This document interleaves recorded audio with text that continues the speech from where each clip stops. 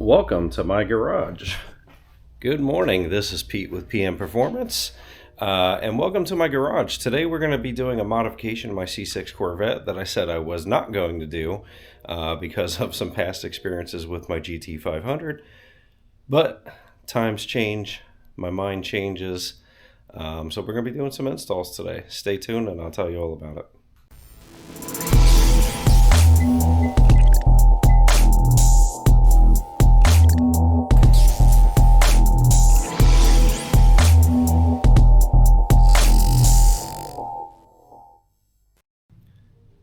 So thank you for coming back for another video, guys. I'm going to apologize ahead of time if I'm sniffling a little bit. It is winter in Pennsylvania. My garage is kind of, sort of, almost insulated. It is cold in here, but I got to get stuff done, right? I'm getting over being sick, so I'm a little bit nasally. And I'm going to just sniffle a little bit. So if you guys can't deal with it, don't watch the video. If you can and you like the content, stick around and just listen to me sniffle every now and again. So if any of you guys have been following since I had my GT500, you will know I almost did not buy this car because of the TR6060. I had just such a negative experience with fighting with that car with shifting. I think a lot of it, honestly, was because I added an MGW shifter to it. I just wasn't happy with it. And lo and behold, I got this car. The shifting is great. The TR6060 works great. It's the way that Chevy mounted the transmission, transaxle, in this car versus the way that Ford did in the S197 chassis. I just think it was not mounted very good in that car. So we're back to the age-old thing. I said I wasn't going to touch the shifter, but, you know, my mind changes like the weather, and nothing is ever enough. Hence the license plate, never enough. I'm going to be changing out the shifter. I want to get into some track events this season, or this upcoming season. Some autocrosses and things like that, and just doing some spirited mountain runs. What I've noticed is I want to change up the shifter. I want to get a little bit more precise and just get a little bit more feedback from it. So we are adding a shifter today. What we are not doing is we're not adding an MGW shifter. I refuse. Guys at MGW, super nice. They make nice gear. I don't want to go down that path again. I was not really happy with that shifter. It was too notchy. I had anxiety about getting into fifth gear. Reverse was a pain in the ass. I was not happy with it. So I decided to go a different route this time. Let's check out what I'm doing. So if you guys ever Google shifters for a Corvette, you're going to come up with TIC Performance, MGW, and a more private label called TMod Customs. This is a TMod Customs, and the reason I went with this, because again, I did not want to go with the MGW. A lot of other people complain about the MGW that actually drive their cars, right? I'm not talking about guys that get their cars out to go for an occasional ice cream, you know, things like that.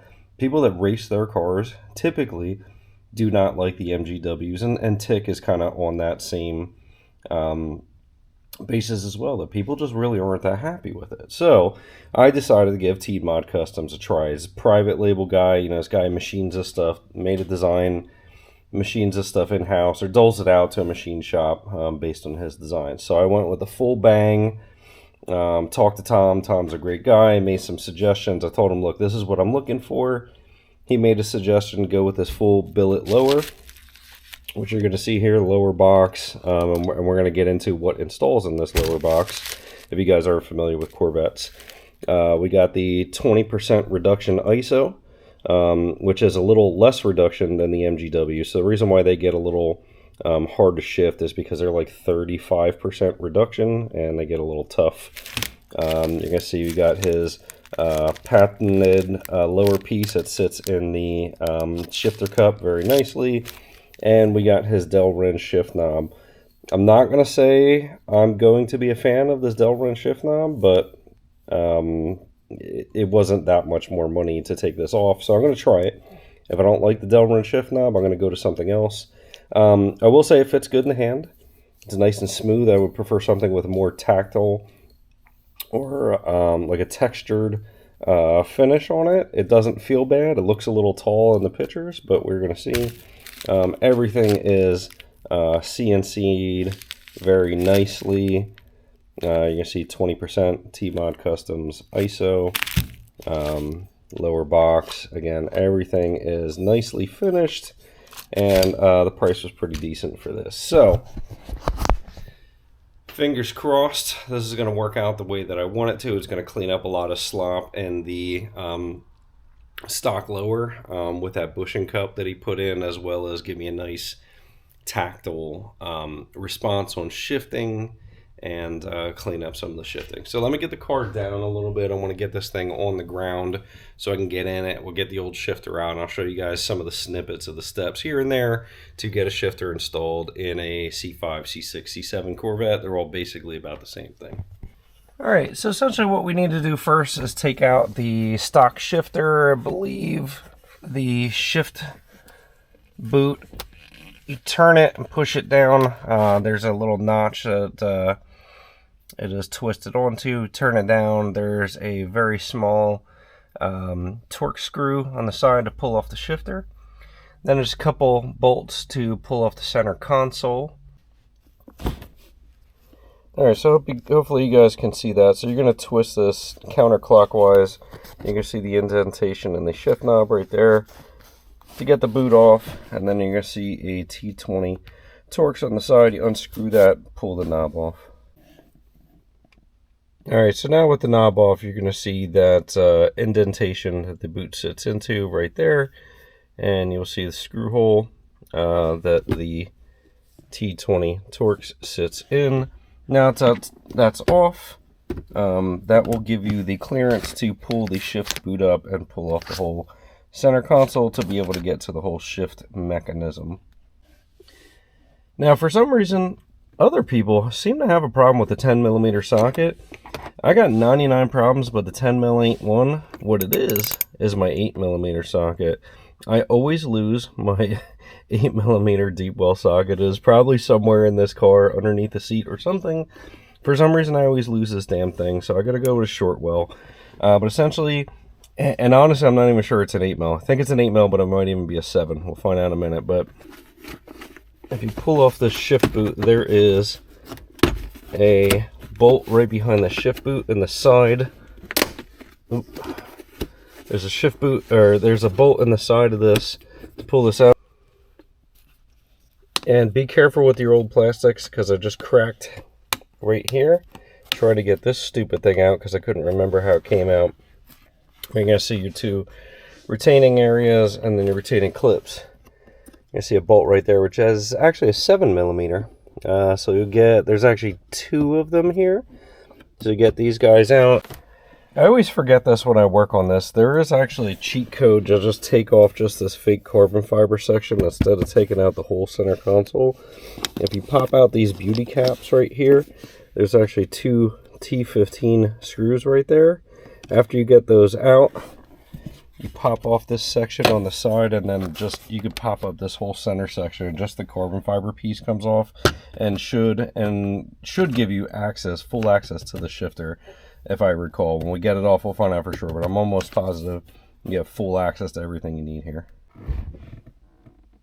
Alright, and just like that, she pops off. So like I said, right here you have your traction control button. Now you gotta get the harness off. This harness came off of, I don't know what at this point. You have your lighter harness, and you have your 4-way harness up here, and then you pull off this whole center section. So normally I would just push this to the side, but I wanted to get this out because I want to spray this button. This button's very sticky. You're going to see it's fully depressed down. I want to get something in there to clean it out and get that working again. Cables are out. You want the shifter to be in neutral. And you're going to see my boot here is ripped. We're going to get this boot off, and then it looks like you got probably 10mm bolts. And then we'll lift the top section off. I think technically this upper boot is just a dust boot. I got to see how it fits with the new shifter.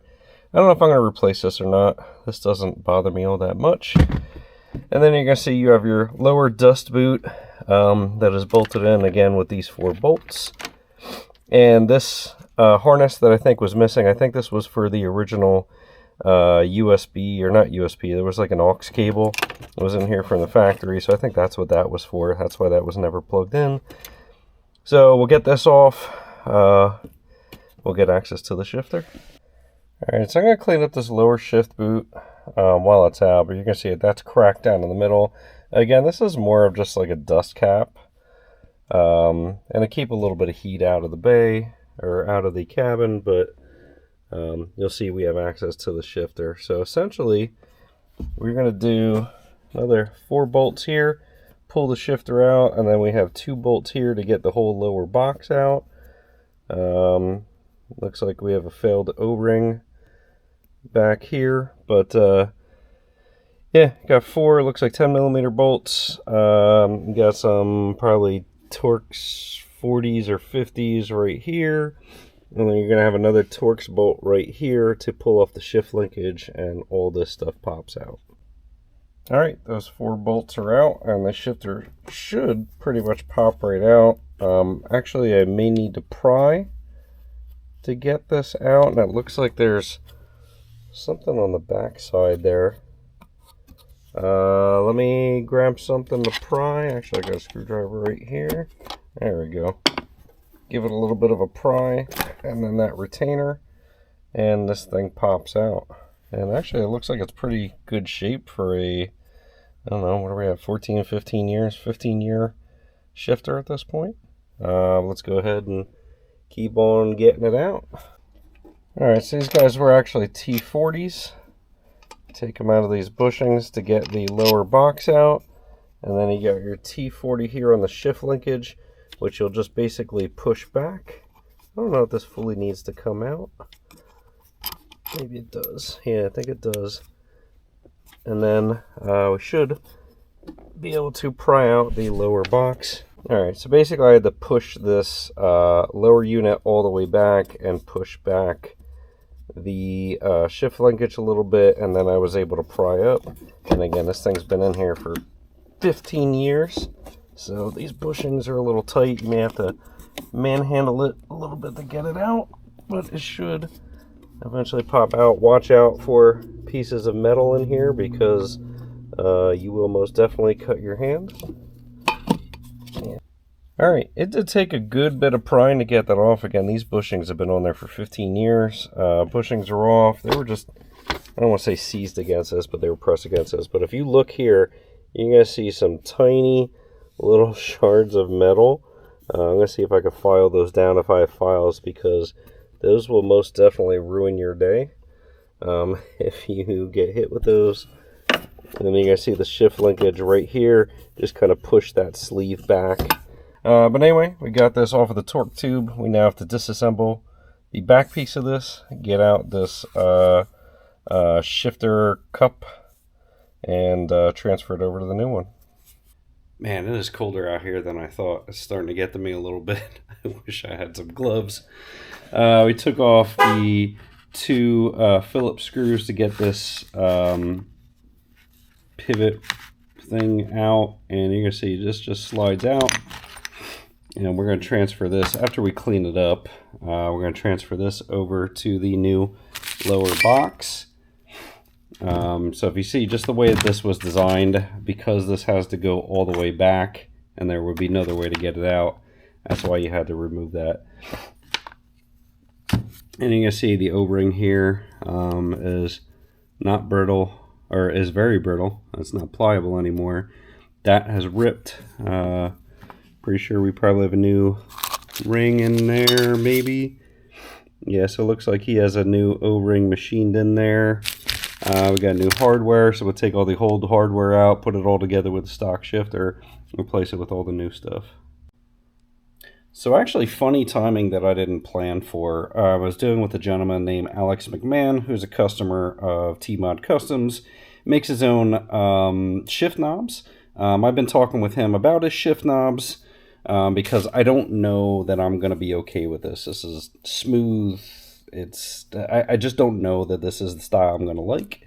So Alex was kind enough to, I did pay for materials and shipping, but he was kind enough to send me a 3D printed version of a shift knob just to see if I like how it fits in my hand, and then gave me some pricing on what his shift knobs are in metal.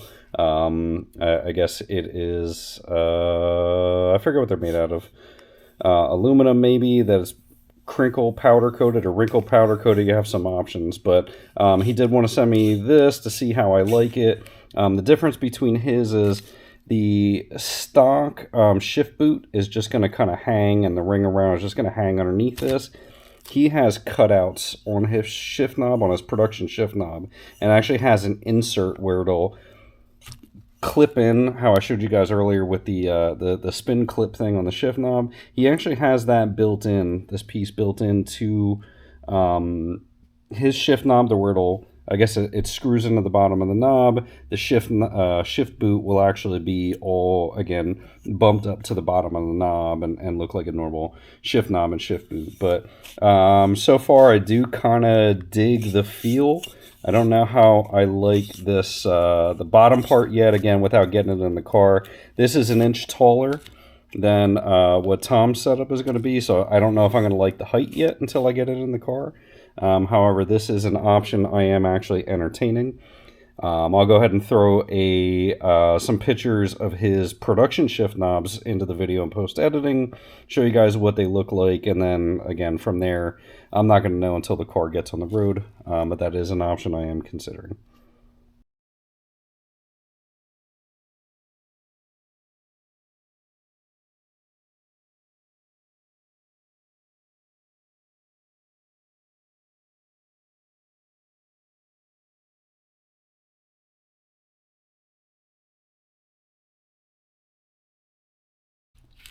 Alright, so I cleaned up the shaft a little bit, just to make sure we didn't have any obstructions on the shaft movement.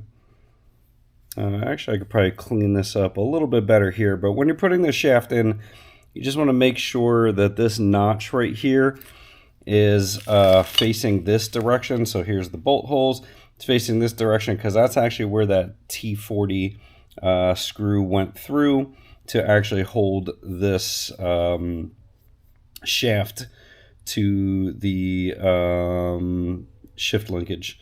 So basically, you're just going to take this piece off. Oh, it's bolted into the bottom. All right, so I got to unbolt this with some Allen screws. It's a 3/16, and I can get this in here just enough to crack these loose. Shit, these ones are tight. Oh, man. These shits are tight.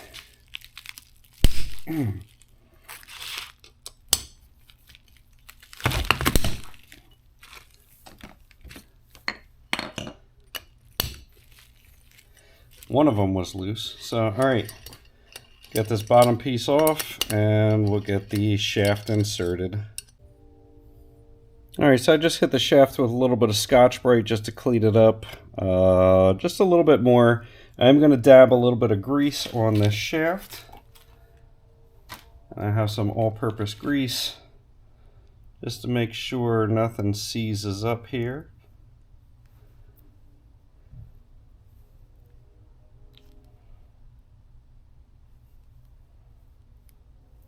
And we'll get it fed back into the bushings. Alright, we'll go ahead and feed the shaft back into the bushings. And drop it, that always helps the process. So everything should slide decently within these bushings.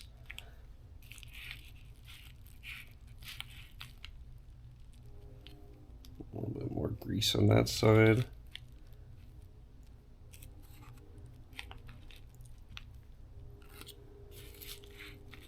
Alright, I'm going to spread a little bit more grease on the outsides just because this is a very tight fit, and these bushings seem to be just pushing the grease on the inside.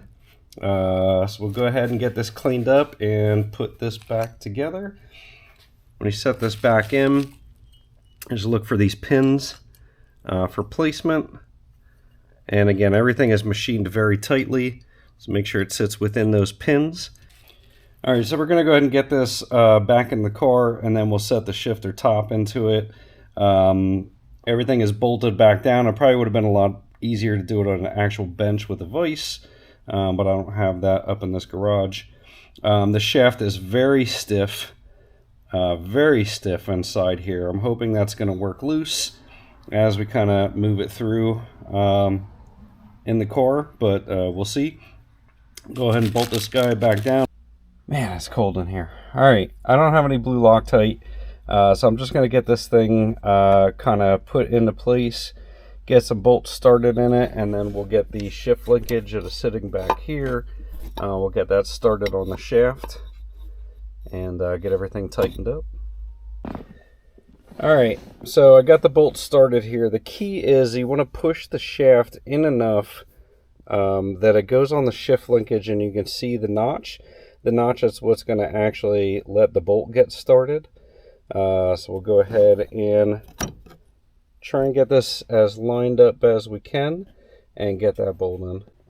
Alright, so I may have to mess with the alignment a little bit here, but I threw some grease on the bottom of the shifter, and we'll get that to sit in the cup. And we'll bolt the shifter down, and then I'll kind of just figure out where the gears are to get the adjustment on the lower box before I bolt everything down tight. Alright, so this thing is tight as hell. On Tom's site, I think it says something about a 100-mile break-in for those bushings.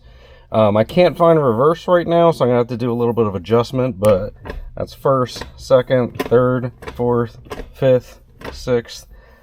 It feels, I mean, it's tight. It is tight. You can, I mean, we'll see how it goes. Again, I don't know that I'm going to like this shift knob, just the way that I shift. So I'll do first like that, second, third, and again, I kind of get up on the top of the knob. Fourth, I kind of bang down like that. Fifth, I'll go like that. Sixth, I'll go like that. So top of this knob is a little sharp for me. But we'll try it out. I'm going to see how Alex's shift knob works a little bit better. Anybody that talks about the spinning, yes, it does spin. There's actually a bearing that this sits in. So yes, it spins, but it is not crazy, at least right now. We'll see how it is when it works in, but that is it. Yeah, that's sharp. I don't like that on the top there. So I'm definitely going to be doing a different knob, I think. But as far as when it's in gear, that thing is tight. When it's not in gear, that thing is tight. You got to force it. Let me go ahead and do some research on how to get into reverse. I think I have to shift this box one way or the other, because it's probably hitting on something that's not allowing me to get in reverse. So I'll be back in a few minutes. Alright, so from what I've seen, if you actually rotate this shift linkage a little bit to the driver's side, you can push down on it a little bit and that'll get you to reverse. So I am actually getting into reverse. It doesn't feel like it's like clunky to go into reverse, and ignore my backup camera. I think I must have busted it when I was doing something out back last week, but it's going into reverse. So I think that'll do it. Again, it's tight. It may be hitting on something, so I maybe have it adjusted over too much. But again, this is something we're going to kind of see as I deal with the car a little bit more. We'll see how it is once I get it out in the spring. But let me finish putting everything back together and final adjustments, and we'll button this up. Alright, so this is with Alex's knob installed. You're going to see this is more rounded off up top. So for me, this is probably going to be more comfortable. The only thing I can think I might have a problem with is that this is taller. I mean, this thing is tall. But so far the shifts feel better. Again, it's rounded up top. I don't have the sharp edges because I don't just shift like this. I like to again, get my palm around it. That's just the way I shift. I think something like this is going to work better for me. I wish it was a little bit shorter, but again, I'm going to have to drive this thing to see how it's going to go. I got everything tightened back up. We'll just do everything in reverse order, and then we'll probably do a driving video at another time. I just want to get this buttoned up and make this an install video though. Alright, we're just going to put everything back in reverse order.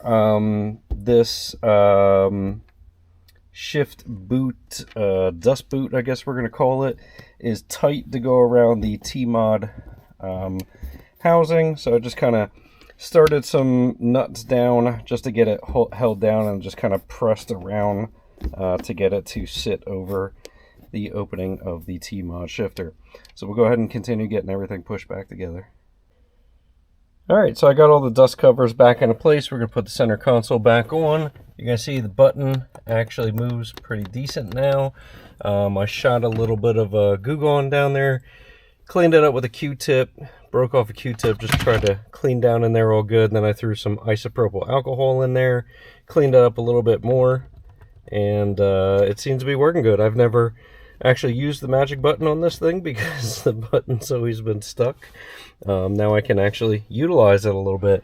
Let me just kind of wipe this off a little bit, put this back together, and we'll button everything up. Alright, so now that I have the shift boot on, the shifter does not seem as tall. When all this stuff isn't on, this thing looks like monstrous tall. So you'll see what I was talking about here with the shift boot. Alex has a provision for this, again, for a 3D printed collar that'll actually snap into the bottom of the production shift knob, so you don't get all this. But here's what his looks like. Yeah, I think I'm gonna end up going this route. It feels better. But let's go ahead and put Tom's back in so you can see what his looks like in here. And honestly, with as much as Tom's knob pushes this down, it's really not even an issue with the collar.